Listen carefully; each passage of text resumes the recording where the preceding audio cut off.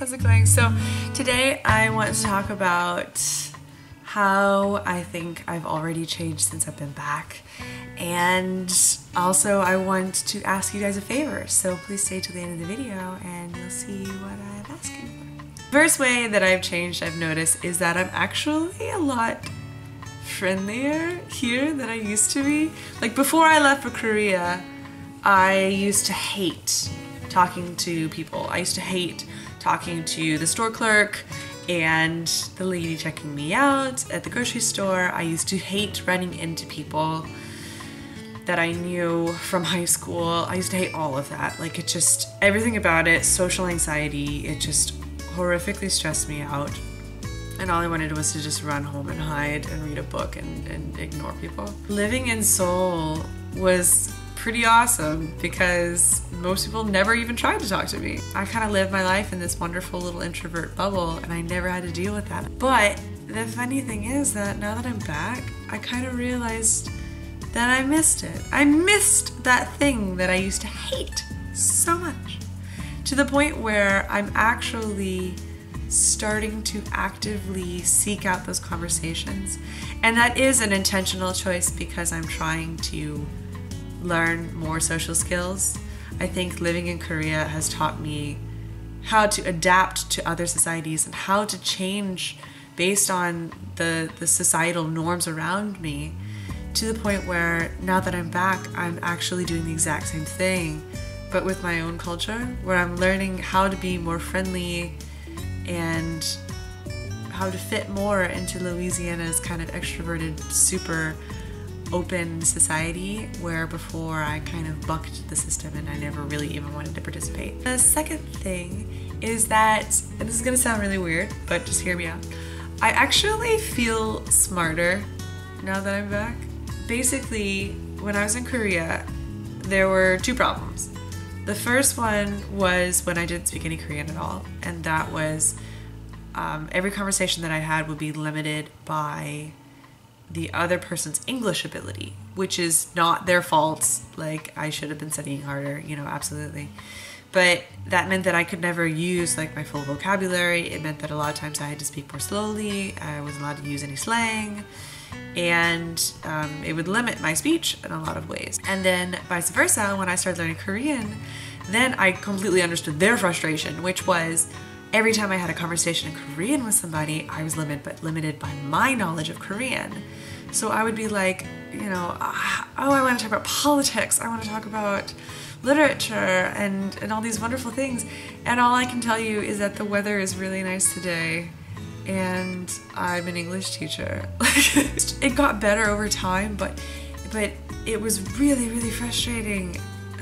Even no matter how much I studied, I still couldn't express exactly in the words that I wanted to use what I wanted to say, and I would just get so frustrated and be like, do you know how smart I am in English? So now that I'm back in the States and like most people speak English fluently, at least if not as their first language completely, it's like so wonderful starting conversations with people knowing that no matter what happens, I will at least be able to use my full vocabulary with these people to get my point across, whether or not they agree with me or not. It's just, like, it's just so much of a relief. Okay, number 3 is that I am a bit more bored here than I was in Seoul, and that's just because I live in a small city.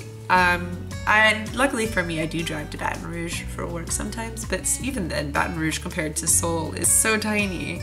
And when I was in Seoul, if I wanted to hang out with somebody or meet somebody new, I would just look on Meetup, or I would call a friend, hop on the subway, and for like, you know, $1.50, I would be in the middle of like the biggest part of Seoul and we could do really cool things.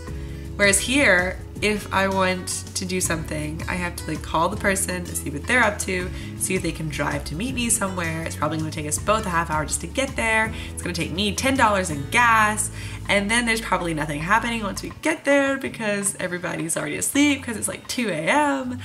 and it just is really annoying. But number 4, because it's really frustrating getting to meet people and I'm bored all the time, I'm actually learning a lot of new skills. So like the past couple days I've been teaching myself how to sew with my mother's sewing machine. So like I learned how to put on a zipper today and buttons, and yesterday I tailored a dress so that it fit me more properly. Like that's really cool. And this afternoon I was watching like a bunch of Photoshop tutorials, like learning how to do Photoshop. So like it's like a good and a bad thing, but at the same time like it is hard to meet people, so I'm like I need to figure out how that works. And the last thing, number 5, is that I enjoy shopping now that I'm back so much more than I did in Seoul. Like, and there's nothing wrong with Seoul, it's just that I'm not the dimension of a typical Korean woman. Like I'm, you know, 5'10", and I'm long-legged and long-limbed and big-footed, and nothing was built for me, so it was really frustrating shopping there. Not to mention that I knew anything I bought would have to fit in 2 suitcases when I left, so I didn't ever get my hopes up about clothing because I knew I'd have to like throw away half of it when I left, which I did. I had to like donate half of my wardrobe, at least, probably 2/3, because I only had 2 suitcases. Whereas here, when I go to like thrift stores and stuff, because I only thrift shop, like please, there's like so many cool outfits that I can buy that are built for taller women, longer sizes, vintage stuff from like the 70s. I've got shoes and stuff now, and I'm never worried about having to throw it away because I just put it in my wardrobe at home and it stays there forever. Like shopping now is just so much more enjoyable and so much less stressful for me. So it's just, I'm so much happier to do that now.